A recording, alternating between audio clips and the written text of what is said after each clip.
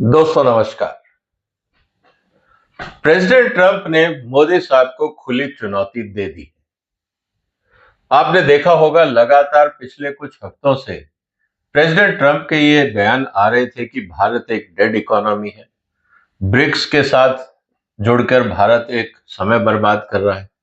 Russia के साथ deal कर कर भारत गलत काम कर रहा है। और साथ ही साथ उन्होंने जितने भी इन्वेस्टर्स भारत आ रहे थे अमेरिका से, उनको ये कहा कि आप भारत में जाके इन्वेस्टमेंट मत करिए। कुल मिला के ट्रंप की चुनौती मोदी को यह है कि आपके मेक इन इंडिया एजेंडा को मैं फेल करूंगा।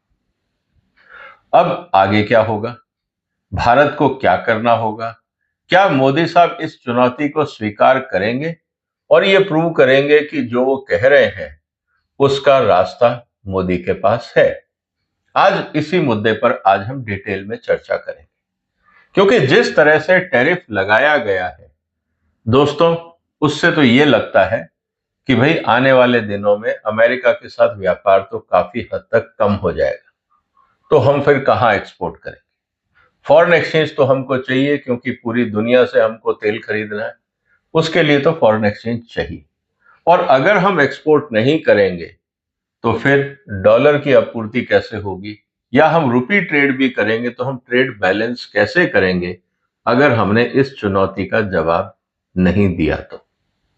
दोस्तों आगे बढ़ने से पहले मेरा आपसे निवेदन यह है कि अभी तक जितने वीडियो मैंने डाले हैं आपने उनको बहुत सराहा है। उनके नीचे कमेंट्स देख के मुझे लगता है कि आप लोगों को ये चर्चाएं पसंद आ रही हैं, जो मैं detail with analysis with data आपके सामने रख रहा हूं।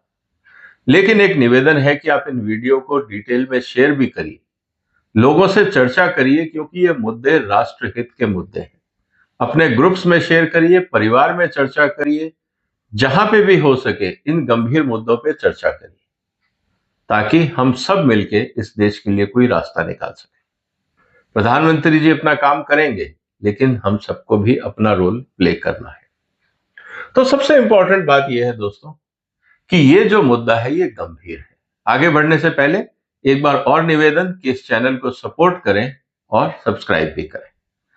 दोस्तों आपको पता है कि व्यापार जब होता है तो उसमें दो चीजें इंपॉर्टेंट होती हैं। एक इंपॉर्टेंट होता है प्राइस, कि आप किस रेट पे हमें कौन सी चीज दे रहे हो, और दूसरी चीज इंपॉर्टेंट होती है क्वालिटी।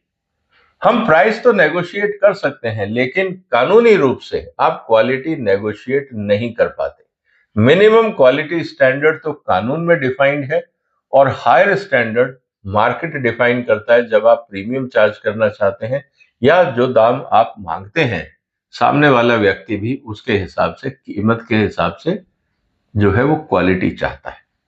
ऐसी स्थिति के अंदर अगर आपने मेरा पिछला वीडियो देखा हो तो भारत पिछले कई सालों से, अगर हम ध्यान से देखें तो हमें यह भी समझना पड़ेगा कि भारत कई सालों से अभी तक क्यों दुनिया में अपनी जगह नहीं बना पाया। कारण बहुत सिंपल है। जैसा कि मैंने पिछले वीडियो में बताया, उसके समरी में यहां आपको बता रहा हूं कि अगर आप ध्यान से देखें तो हमारे साथ प्रॉब्लम क्या आ रही है। कहीं पे हमारे को माइक्रोबियल प्रॉब्लम है अगर ध्यान से देखें, या केमिकल रेसिड्यूज का प्रॉब्लम है, फाइटोसैनिटरी सर्टिफिकेट्स ठीक नहीं है, पेस्टिसाइड्स की प्रॉब्लम है, कंटेमिनेशन है, एंटीबायोटिक है, डाइज है, एडल्ट्रेशन है, और कंप्लायंस इश्यूज में भी प्रॉब्लम आ रही है। इसका मतलब ये है कि ये सिर्फ कुछ एग्जाम्पल है। ओवरऑल स्थिति ऐसी है कि जब अंतरराष्ट्रीय बाजार में लोगों को ये पता लगता है कि भारत के क्वालिटी खराब है, तो आपसे कोई डील नहीं करता। वो कहेंगे हम नेगोशिएट तो तब करेंगे ना जब हमें क्वालिटी पसंद होगी। आपकी क्वालिटी डाउटफुल है, हम भावताव करके क्या करेंगे? ये सबसे बड़ी चुनौती है आज की तारीख में मोदी साहब की, क्योंकि जो व्यापार हमारा अमेरिका से रुकेगा, वो $100 बिलियन का नया व्यापार खोलने के लिए आपको नए देशों में जाना होगा। जब आप नए देशों में जाओगे तो वहां पे क्वालिटी स्टैंडर्ड्स आपको मानने पड़ेंगे और उस हिसाब से माल देना पड़ेगा। भारत की तरह मिलावटी माल या बाकी माल जैसे यहां बिक जाता है और कोई पूछता नहीं है, सरकारें भी कार्रवाई नहीं करती हैं, ऐसा दुनिया में नहीं चलता है दोस्तों। अगर ऐसा होता तो दुनिया का सारा कूड़ा कचरा कहीं भी बिक जाता।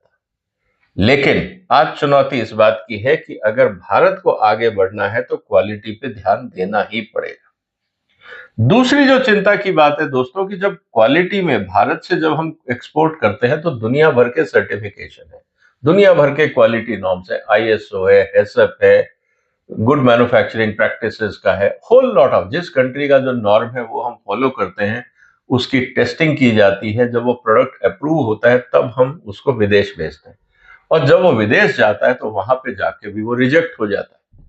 अगर आज आप अमेरिका का डेटाबेस उठा के देखें तो सबसे ज्यादा रिजेक्शन वाले देश में नंबर 1 या नंबर 2 पे भारत का नाम आता है। यह दुख की बात है लेकिन ये हकीकत है। आप अमेरिका की यूएस एफडीए की ओएसिस वेबसाइट पे जाइए और देखिए कि कितने डिटेंशन हर महीने, कंपनी वाइज, प्रोडक्ट वाइज आपको सारी डिटेल मिल जाएगी। अब स्थिति यह है कि हम अपनी क्वालिटी का सुधार कैसे करें। अब विदेश में जब हम माल भेजते हैं उसकी क्वालिटी पे इतने बड़े सवाल उठ जाते हैं तो आप सोचिए कि आप हिंदुस्तान में अपनी जनता को क्या खिला रहे हैं। ये बहुत बड़ी चिंता की बात है। क्वालिटी कंट्रोल के नाम पर हम लोगों ने कुछ खास काम किया नहीं। और मैं आपको एक चीज और बता दूं दोस्तों, दुनिया के सारे देश एक दूसरे को एनालाइज करते रहते हैं। हम यहाँ कुछ भी बोल लें कि हमारी क्वालिटी बहुत अच्छी है, हकीकत यह है कि अमेरिकन एम्बेसी ये मॉनिटर करती रहती है, दुनिया की एम्बेसीज ये मॉनिटर करती रहती है कि हमारे यहाँ क्वालिटी प्रॉब्लम्स क्या है। यहां से जब वो ब्रीफिंग देते हैं तो वहां जो कस्टम ऑफिशियल्स हैं और जो वहां के पॉलिसी मेकर्स हैं वो नजर रखते हैं कि भारत के कौन से प्रोडक्ट पे क्या कंट्रोवर्शियल इशू है। तो जब भी कंसाइनमेंट उनके पोर्ट्स पे पहुंचते हैं वो उन प्रोडक्ट्स की बहुत गहनता से जांच करते हैं और जरा भी शक होता है तो रिजेक्ट कर देते हैं। भारत का नुकसान होता है। लेकिन इसको रोका कैसे जाए? ट्रंप ने तो चुनौती दे दी दोस्तों कि आपका तो माल हमने रोक दिया, हमने टैरिफ बढ़ा दिए, अब आप जाइए दुनिया में, अगर दम है तो बेच के दिखाइए। बगैर क्वालिटी के आप दम कैसे लाएंगे? इसीलिए आज जो वीडियो में मैं आपसे चर्चा करने वाला हूं, थोड़ा सा ये वीडियो लंबा होगा दोस्तों, पेशेंस रखिएगा। दुनिया में किस तरह से क्वालिटी कंट्रोल किया जाता है, दुनिया की बेस्ट प्रैक्टिसेस क्या हैं, वो आपके माध्यम से मैं मोदी साहब तक पहुंचाना चाहता हूं। उनको आप सुनिए, देखिए और हो सके तो इस वीडियो को शेयर करिए और इस पर चर्चा करिए। भारत सरकार का जो सबसे इंपॉर्टेंट एजेंडा आज की तारीख में वो ये है कि हमें एक रिलायबल क्वालिटी डिलीवरी प्रोडक्ट देना होगा। एक तरफ तो हमारे प्रोडक्ट्स की क्वालिटी में प्रॉब्लम है और दूसरी तरफ जब हमारा मन करता है हम एक्सपोर्ट बैन लगा देते हैं फॉर पॉलिटिकल रीजंस। दोनों हिसाब से क्वालिटी और रिलायबिलिटी के मामले में भारत का जो स्तर है दुनिया में वो बहुत नीचे है। हम कितना ही अपने देश में शोर मचा लें कि हम वी आर द बेस्ट, हम विश्व गुरु है, जो भी है, लेकिन दुनिया नहीं मानती। इसको हमें समझना होगा। साथ ही साथ अगर हमें कुछ करना है तो हमें ट्रांसपेरेंसी लानी होगी, ताकि वो जो क्वालिटी कंट्रोल रिपोर्ट्स हैं, test report, certificate of origin, conformity document, ये सब भारत की तरफ से जब भी इशू हो तो दुनिया को उस पर भरोसा होना चाहिए। आज हमारे डॉक्यूमेंट्स पे भरोसा नहीं है दोस्तों, और ये बात सच है।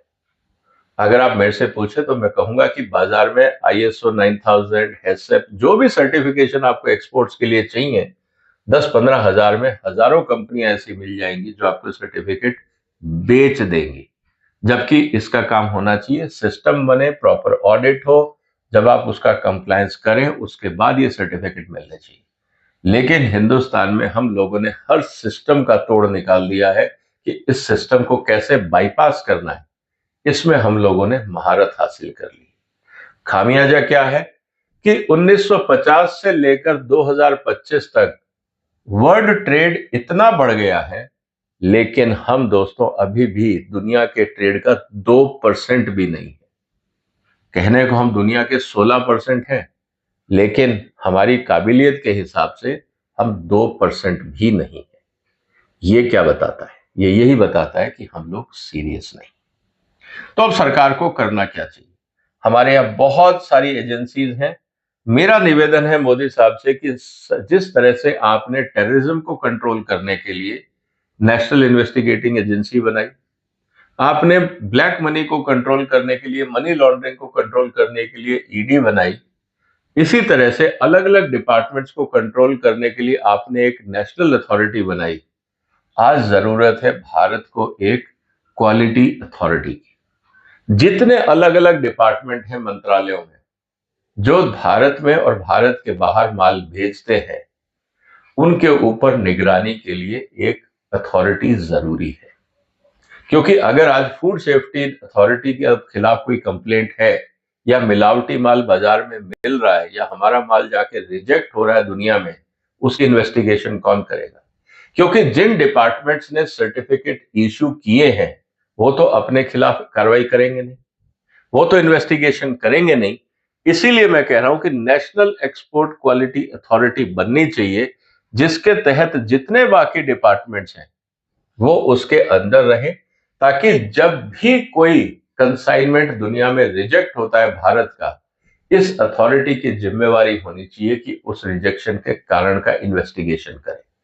किस डिपार्टमेंट ने फर्जी सर्टिफिकेट दिए, किस लैब ने फर्जी सर्टिफिकेट दिए, ये माल रिजेक्ट क्यों हुआ, तभी जाके अकाउंटेबिलिटी आएगी। आज हमारे देश में कोई भी अकाउंटेबिलिटी नहीं है, चाहे आप माने या माने ना माने। दूसरी तरफ जब एक अथॉरिटी बन जाएगी तो जितने भी हमारे अलग अलग प्रोडक्ट्स और कंट्रीज हैं, आज एक्सपोर्टर्स को अगर कहीं दिक्कत होती है तो कंफ्यूजन दूर करने के लिए वो अथॉरिटी को जाके पूछ सकता है कि मेरे को ये एक्सपोर्ट करना है, मैं कहां से क्या डॉक्यूमेंट ले सकता हूं, और अथॉरिटी गाइड करेगी कि ये सर्टिफिकेट कौन सा डिपार्टमेंट और कितने दिन में देगा।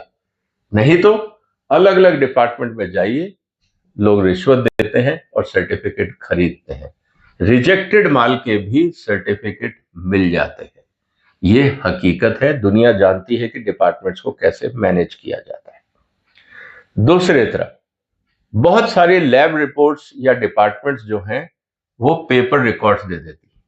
भारत में भी हमने देखा जितने टेंडर होते हैं उनके साथ हैसब सर्टिफिकेट, क्वालिटी रिपोर्ट सब लगाई पड़ती है। हकीकत यह है दोस्तों कि एक पुरानी क्वालिटी कंट्रोल रिपोर्ट ली जाती है। बहुत सारी कंपनियां क्या करती है कि आज कंप्यूटर में बैठ के पीडीएफ में आपको जो चाहिए वो चीज आप चेंज कर लीजिए, डेट बदल दीजिए, पैरामीटर बदल दीजिए, टेंडर के हिसाब से उसके पैरामीटर बना दीजिए और पुराने रिपोर्ट नई डेट के हिसाब से जमा करा दीजिए। अब मुझे बताइए कौन वेरीफाई करेगा कि ओरिजिनल रिपोर्ट क्या थी या ये फर्जी रिपोर्ट का ट्रेसेबिलिटी कैसे होगी? इसीलिए दुनिया में हमारी टेस्ट रिपोर्ट्स की क्रेडिबिलिटी बहुत नीचे है, वर्चुअली खत्म। लोग क्या कहते हैं? लोग कहते हैं आप डिजिटली साइंड टेस्टिंग रिपोर्ट दीजिए और सर्टिफिकेट ऑफ ओरिजिन दीजिए। हम आपके कागज लिखे हुए डॉक्यूमेंट नहीं मानेंगे, हमें क्रिप्टोग्राफिक या क्यूआर स्टैम्प हमें आप डॉक्यूमेंट दीजिए ताकि हम स्कैन करके उसको ट्रेस कर सकें कि यह सैंपल कब टेस्ट हुआ था। आप हमें कागज ला के दे देते हैं कि आप क्वालिटी हमारी अच्छी है, हम इसको नहीं मानते। साथ ही साथ जो बहुत इंपॉर्टेंट बात है कि मैनिपुलेशन ना हो, भ्रष्टाचार ना हो। दुनिया में एक कहा गया है कि क्वालिटी कंट्रोल लैब्स को ये कहा जाए कि वो अपना रॉ डेटा जो है वो अपलोड करें। क्यों अपलोड करें? क्योंकि फिनिश्ड रिपोर्ट को तो मैनिपुलेट किया जा सकता है, और अगर रॉ डेटा अपलोडेड है तो करप्शन में या पैसे देके रिपोर्ट बनवाना मुश्किल होगा, और ये जरूरी होना चाहिए। अगर हम ये नहीं करेंगे, हिंदुस्तान के प्रोडक्ट पे दुनिया को भरोसा नहीं होगा। तो जो चुनौती ट्रंप साहब ने दी है कि आपके पास क्वालिटी ही नहीं है, आप एक मेक इन इंडिया की बात कर रहे हो, आपके देश में क्वालिटी सिस्टम तो है नहीं, हमने आपका माल लेने से मना कर दिया वाया रेजिंग कस्टम ड्यूटी, अब आप कहां जाके बेचेंगे? ये चुनौती मोदी साहब के ऊपर है कि अब $100 बिलियन का माल कहां बेचा जाए और कौन हमसे लेगा जिसको हमारे पे भरोसा हो। इसके साथ ही जो ये डॉक्यूमेंटेशन है, इसका जो पोर्टल है ये पब्लिक में होना चाहिए, और जो बाइंग कंट्रीज है उनको भी एक्सेस होना चाहिए ताकि पता रहे कि जो क्वालिटी है वो रिलायबल है। जैसा मैंने पहले कहा कि पेपर पीडीएफ और ड्यूटीज जो स्टैंप लगती है कागजों पे, ये सब फर्जी बन जाती हैं। आज जो जमाना है वो है क्रिप्टोग्राफिक सिग्नेचर का और ऑडिटेबल लेजर। कि आपको कौन सा सैंपल लैब में आया, आपने उसकी क्या टेस्टिंग करी, वो सारा प्रोसीजर डिजिटली रिकॉर्डेड होना चाहिए ताकि हम उस पर भरोसा कर सकें। अब सबसे इंपॉर्टेंट चीज जो दोस्तों भारत को बदनाम करती है वो है कन्फ्लिक्ट ऑफ इंटरेस्ट। जितनी भी लैब्स हैं, प्राइवेट लैब्स, वो इसलिए सैंपल रिजेक्ट नहीं करती हैं क्योंकि अगली बार से जो एंटरप्रेन्योर है या एक्सपोर्टर है वो आपको सैंपल नहीं देगा। क्योंकि मैंने आपको सैंपल दिया, आपने रिजेक्ट कर दिया, तो मुझे पता है यार ये आदमी काबू में तो आएगा नहीं, मैं दूसरी लैब में चला जाऊँ। जब मैं दूसरी लैब में जाता हूँ और वहां मेरा सैंपल पास हो जाता है, जिसने ईमानदारी से रिजेक्ट किया उसके बिजनेस का लॉस होता है। तो उसको ये लगता है कि मैं ईमानदारी क्यों दिखाऊं, मैं भी गलत सैंपल को पास करूंगा, कम से कम मेरे पास सैंपल तो आते रहेंगे, इसी बहाने मैं कमाई करता रहूंगा। ये एक बहुत बड़ा फ्रॉड है जब हम बात करते हैं कि साहब private lab should be authorised, self certification should be authorised. मैं इस बात से कभी भी कंफर्टेबल नहीं। ये मैं अपने पर्सनल एक्सपीरियंस से आपको बता रहा हूं। जब मैं भी इंडस्ट्री में माल खरीदता था, मैं सेल्फ सर्टिफिकेशन पे भरोसा नहीं करता। थर्ड पार्टी को हम यूज करते थे और साथ में खुद जाके क्रॉस वेरीफाई करते थे कि हाँ सब कुछ ठीक ठाक है। इसीलिए अगर हम देखें तो इंडिपेंडेंट टेस्टिंग जरूरी है और रोटेटिंग लैब असाइनमेंट होना चाहिए। मतलब कि कंप्यूटर के माध्यम से जो क्वालिटी कंट्रोल अथॉरिटी मैंने बात करी, वो एक ऐसा सिस्टम बनाए कि आप किस लैब में अपना सैंपल भेजेंगे ये कंप्यूटर डिसाइड करेगा। आप एक लैब को परमानेंट ऑन पेमेंट रोल पे नहीं रख सकते हैं, क्योंकि एक्सपोर्टर जब तक अपने हिसाब से लैब को चूज करेगा तब तक आपको सर्टिफिकेट की क्वालिटी पे और जो प्रोडक्ट की क्वालिटी है दोनों पे डाउट रहेगा। ये आप मान के चलिए, यही कन्फ्लिक्ट ऑफ इंटरेस्ट है। ये तो वही बात हो गई कि मैं अपराधी हूं, अपने हिसाब से मैं जज को चूज करूंगा या आर्बिट्रेटर को चूज करूंगा। ऐसा कहां होता है। लेकिन जब क्वालिटी कंट्रोल की लैब की बात आती है तब मैं चूज करता हूं कि साहब मेरे हिसाब से टेस्ट होगा। हकीकत यह है भारत में भी हम ये बताते हैं कि वेइंग ब्रिज कौन सा इस्तेमाल हो, हम लोकल वेइंग ब्रिज को भी भरोसा नहीं करते हैं। मैं आपको प्रैक्टिकल एक्सपीरियंस से बता रहा हूं। तो ये इश्यूज तो भारत में हैं। और साथ ही साथ जो भी लैब के खिलाफ कंप्लेंट आती है उसका इवैल्यूएशन होना चाहिए, उसके लिए एक क्वालिटी मैट्रिक्स बननी चाहिए एक्रीडेशन की, कि जोन सी लैब के खिलाफ ज्यादा कंप्लेंट आए उनको आप ब्लैकलिस्ट कर दीजिए और उसका रेप्यूटेशन स्कोर एबीसी के हिसाब से वेबसाइट पे होना चाहिए। आज क्या हो रहा है दोस्तों, आज है lab as a paid service. जैसे हिंदुस्तान में आप किसी भी कंसल्टिंग ऑर्गेनाइजेशन को कहो कि मुझे आईएसओ 9000 चाहिए, आपको पक्का मिल जाएगा, कोई रिजेक्ट नहीं करता, चाहे आपके पास सिस्टम हो या ना हो। यही बात हैसब की है, यही बात एनवायरमेंट क्लियरेंसेस की है, यही बात हर सर्टिफिकेशन सिस्टम की है। आप मुझे बताइए, क्या सरकार एक कानून ऐसा बनाएगी कि हर सर्टिफिकेशन बॉडी को, चाहे वो लैब हो या ऑडिटिंग कंपनीज हो, उनको अपनी वेबसाइट पे डालना होगा कि इस महीने आपने कितने कंपनियों को रिजेक्ट किया, उनके ऑडिट रिजेक्ट हुए। क्योंकि जब तक रिजेक्शन नहीं होगा, हर चीज अगर पास हो रही है तो उस फिल्टर का मतलब क्या है। इसका मतलब यह है कि उस फिल्टर में छेद है। अगर हर चीज पास हो जाए तो आपको फिल्टर चाहिए क्या दोस्तों, सोचिए। और अगर हर सर्टिफिकेशन कंपनी, मैंने अप्लाई किया कि मेरे को आईएसओ 9000 चाहिए, मेरे को 14000 चाहिए, 22000 चाहिए और मुझे मिलता ही जा रहा है, जस्ट फीस जमा करानी है, तो उस सर्टिफिकेट का मतलब क्या है, कितने कंपनियां रिजेक्ट हुई। जब तक ये लिस्ट सामने नहीं आएगी तब तक आप भरोसा नहीं कर सकते। और दुनिया यही देखती है, ये नहीं देखती कि आपने कितने अप्रूव किए, वो देखती है कि अगर आपका सिस्टम इफेक्टिव है तो कितने रिजेक्ट किए वो लिस्ट हमारे साथ शेयर करो। और वो हमारे पास होती नहीं। ये हमारे लिए सबसे खतरनाक स्थिति है। इसके अलावा जो इंपॉर्टेंट चीज है वो ये कि अगर कोई भी व्यक्ति फर्जी सर्टिफिकेट देता पाया गया, उसके खिलाफ क्रिमिनल केस बुक होना चाहिए। क्योंकि जब तक डर नहीं होगा सुधार नहीं होगा। पैसे लेकर आप देश के साथ खिलवाड़ कर रहे हो। यहां तो आपने पैसे ले लिए, फर्जी सर्टिफिकेट दे दिया, आपने कंसाइनमेंट एक्सपोर्ट कर दिया, आपने एक्सपोर्ट इंसेंटिव भी ले लिए, लेकिन विदेश में जाके आपका माल रिजेक्ट हो गया। तो फिर ये फर्जी सर्टिफिकेट किस काम आया, देश का नाम तो बदनाम हो गया ना पूरी दुनिया में। इंटरनेट का जमाना है, सबको पता है। तो कौन कंट्रोल करेगा? तो मोदी जी को इस पे भी काम करना होगा अगर ट्रंप की चुनौती को आपको जवाब देना है तो। इसके अलावा जो इंपॉर्टेंट चीज है कि जो भी कंसाइनमेंट रिजेक्ट होता है, जहां पे भी फ्रॉड डिटेक्ट होता है, जो मैं प्रपोज कर रहा हूं कि नेशनल क्वालिटी अथॉरिटी जो बनेगी, हर ऐसे कंसाइनमेंट का डिटेल्ड इन्वेस्टिगेशन होना चाहिए कि कंसाइनमेंट क्यों रिजेक्ट हुआ। अगर यहाँ पे रिपोर्ट पॉजिटिव थी तो वहां जाके नेगेटिव कैसे हो गई, ये फर्जी पॉजिटिव रिपोर्ट किसने दी, सैंपलिंग किसने करी, टेस्टिंग किसने करी, मैनिपुलेशन किसने किया, और ये कंपनी कौन सी थी जो मैनिपुलेटेड रिजल्ट के सहारे एक्सपोर्ट करने को तैयार हो गई। जब तक इस तरह का इन्वेस्टिगेशन नहीं होगा, 4-5 लैब्स बंद नहीं होंगी, 5-7 कंपनियां बंद नहीं होंगी, तब तक सुधार नहीं होगा दोस्तों। अगर सब कुछ जैसा है चलता रहेगा तो आप ये मान के चलिए कि जो ट्रंप ने चुनौती दी है उसको हम एड्रेस नहीं कर पाएंगे। इसलिए स्ट्रांग डिटरेंस बहुत ज्यादा जरूरी है।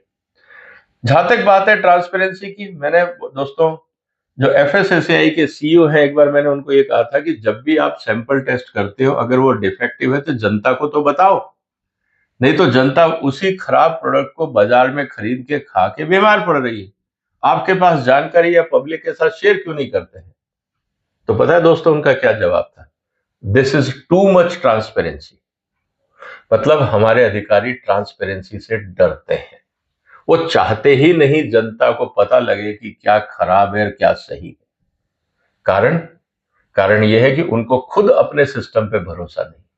जब उनको अपने सिस्टम पे भरोसा नहीं है तो दूसरा देश और वहां की अथॉरिटीज आप पे कैसे भरोसा कर लेंगी?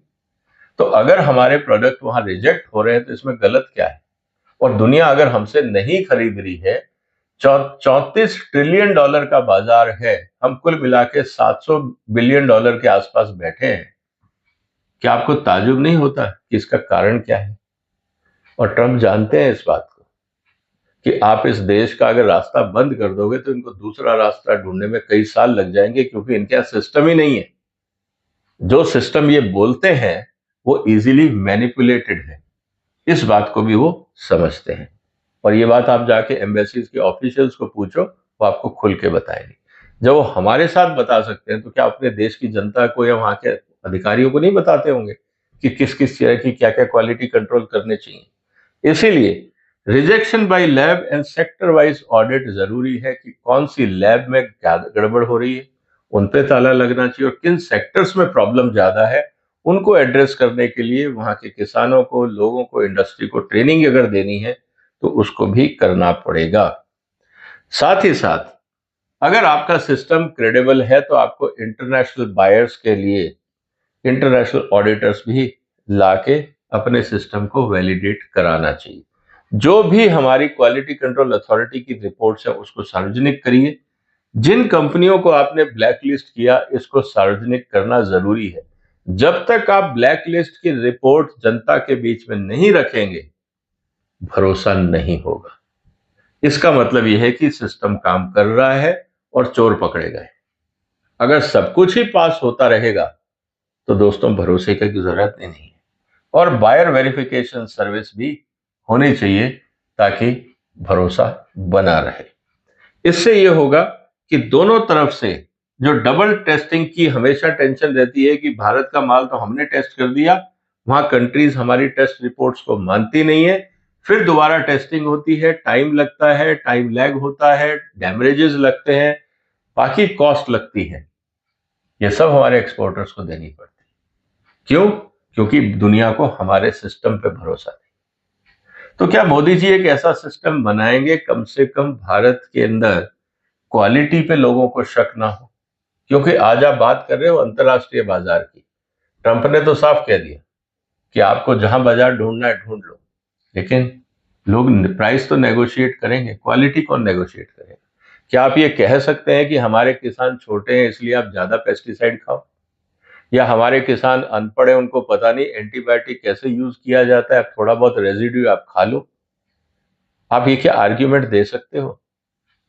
दोस्तों ये बात बहुत सीरियस समझने की है। इसका मतलब यह है कि हमें अपने यहाँ पे टेस्टिंग सिस्टम, जो लैब रिपोर्ट्स है वो बनानी पड़ेंगी और ट्रेनिंग देनी पड़ेगी उस हिसाब से पूरा सिस्टम, चाहे वो मशीनें हो या क्वालिटी हो।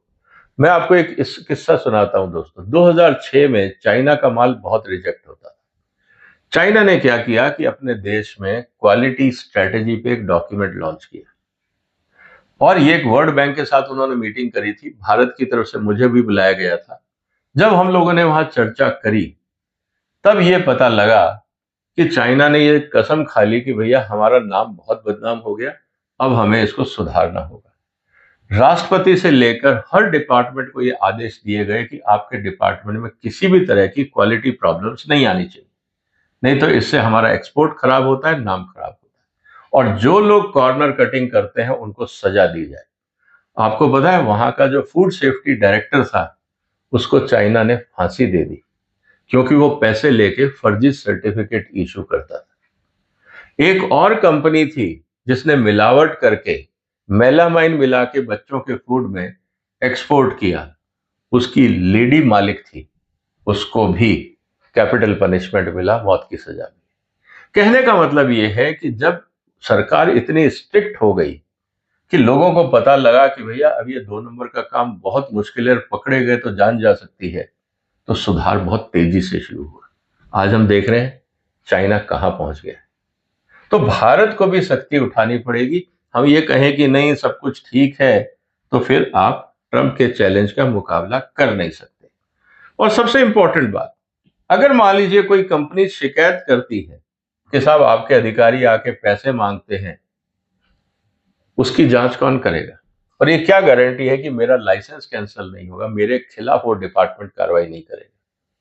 तो होता क्या है, जो इंडस्ट्रीज हैं स्मॉल हो या लार्ज हो, चुपचाप पैसे देती हैं और बैठ जाती हैं, क्योंकि पूरे देश में ऐसा कोई सिस्टम है ही नहीं जो ये गारंटी दे सके कि अगर मैंने इंस्पेक्टर के खिलाफ या अधिकारी के खिलाफ शिकायत करी तो मेरे खिलाफ कार्रवाई नहीं होगी। क्या कोई सिस्टम है? नहीं है। इसीलिए पूरा सिस्टम इस तरह का बना हुआ है कि वो भ्रष्टाचार के हिसाब से चलता रहता है। और जो लोग फर्जी सर्टिफिकेट दे रहे हैं बाजार में, ISO 9000, 22,000, 14,000, ये सब सर्टिफिकेट बाजार में बेच रहे हैं। ये फर्जी सर्टिफिकेट बेचने वाले लोगों के खिलाफ कौन कार्रवाई करता है? क्या है कोई ऐसा सिस्टम? अपीडा ने एक बार सिस्टम बनाया था, मैं उसका मेंबर था उस कमेटी का। जब हम लोग ये चेक किया करते थे कि कौन सी सर्टिफिकेशन कंपनियों में काबिलियत है, दोस्तों सच ये है कि 200 एप्लीकेशंस आई थी, उसमें सिर्फ 4 अप्रूव हुई थी। इसका मतलब बाकी सब बिना कॉम्पिटेंसी के बाजार में धंधा कर रहे हैं। अब आप क्या बोलोगे? कहने का मतलब यह है कि हमारे देश में क्वालिटी कंट्रोल, क्वालिटी एश्योरेंस जब तक नहीं होगा, हम अंतर्राष्ट्रीय बाजार में खड़े नहीं हो सकते। तो जो ट्रंप ने चुनौती दी है मोदी को कि आप मेक इन इंडिया सक्सेस करके दिखाओ, बगैर क्वालिटी एश्योरेंस और क्वालिटी कंट्रोल के क्या मेक इन इंडिया टिकेगा? क्योंकि ट्रंप का कहना साफ है कि अगर आपको दुनिया की ताकत बनना है और हमसे टक्कर लेनी है तो आपको चाइना की तरह सिस्टम्स बनाने होंगे। क्या हम बना पाएंगे? क्या मोदी की सरकार कर पाएगी? क्या मोदी जी के मंत्रालय कर पाएंगे? क्योंकि ये जितनी कार्रवाइयां मैंने आपको बोली है दोस्तों, ये किसी ना किसी मंत्रालय के तहत हैं और सारे मंत्रालय मोदी जी को रिपोर्ट करते हैं। मोदी जी चाहें तो सारा सिस्टम सुधर सकता है। ट्रंप को वो अच्छी तरह से जवाब दे सकते हैं कि हमें 6 महीने का टाइम दो, हम एक एक करके सारे क्वालिटी रिलेटेड इश्यूज को हम एड्रेस करेंगे। हर मंत्रालय को स्ट्रिक्ट आदेश होना चाहिए कि कोई भी एक्सपोर्ट कंसाइनमेंट अगर रिजेक्ट होता है तो उसकी तह तक जाया जाए, कल्प्रिट्स को सजा दी जाए और आगे बढ़ा जाए। नहीं तो होता क्या है कि अच्छी कंपनियां पीछे रह जाती हैं, रिश्वत देके गंदी कंपनियां आगे निकलने का प्रयास करती हैं और देश को डुबा देती हैं, देश का नाम खराब कर देती हैं। तो दोस्तों ये जो चुनौती है ट्रंप की, ये मेरे हिसाब से मोदी साहब को सीरियसली लेनी चाहिए। नहीं तो नया एक्सपोर्ट मार्केट आप खड़ा नहीं कर सकते। आपके जो कॉम्पिटिंग कंट्रीज हैं वो आपकी कमियों को दूसरे देशों में गिनाते रहेंगे कि देखिए बांग्लादेश कहेगा इंडिया की टेक्सटाइल इंडस्ट्री में ये प्रॉब्लम है, थाईलैंड, मलेशिया, बाकी लोग कहेंगे फूड इंडस्ट्री में ये प्रॉब्लम है, पाकिस्तान बोलेगा बासमती में, इंडिया में ये प्रॉब्लम है। आपके जो कॉम्पिटिटर हैं वो ही आपको एक्सपोज करते रहेंगे। क्या आप बाजार बढ़ा पाएंगे? और आपके पास क्या गारंटी है, क्या भरोसा ये कहने का कि ये जो सब बोल रहे हैं ये गलत है? आपके पास प्रूफ कहाँ है डॉक्यूमेंट्री एविडेंस? कहने से तो कोई नहीं चलता। तो दोस्तों, ट्रंप साहब की ये चुनौती बहुत इंपॉर्टेंट है। अब सवाल ये है कि मोदी साहब के पास क्या जवाब है? संभव है? क्या कर पाएंगे? ये तो वक्त बताएगा। आपके जो विचार हो कमेंट बॉक्स में लिखिए, इस वीडियो को शेयर करिए और हर लेवल तक पहुंचाइए, ताकि हम अपने देश की जो कमियां हैं उनको हटा के आगे बढ़ सकें। क्योंकि अगर हम कमियों पे पर्दा डालते रहे और ये बोलते रहे सब कुछ ठीक है, एवरीथिंग इज ग्रेट, मोदी है तो मुमकिन है, इस तरह के अगर हम भुलावे में रहेंगे तो अंतर्राष्ट्रीय बाजार में हम कभी अपना पैर नहीं जमा पाएंगे। क्योंकि वहां पे ये भाषण नहीं चलते, वहां पे तो रिजल्ट चलता है। उम्मीद है दोस्तों आपको ये चर्चा पसंद आई होगी। आपने वक्त निकाला, आपका धन्यवाद। इस चैनल को सपोर्ट करिए, सब्सक्राइब करिए, वीडियो को शेयर करिए और अपना ध्यान रखिए। फिर मुलाकात होगी एक और महत्वपूर्ण मुद्दे के साथ। फिलहाल वंदे मातरम।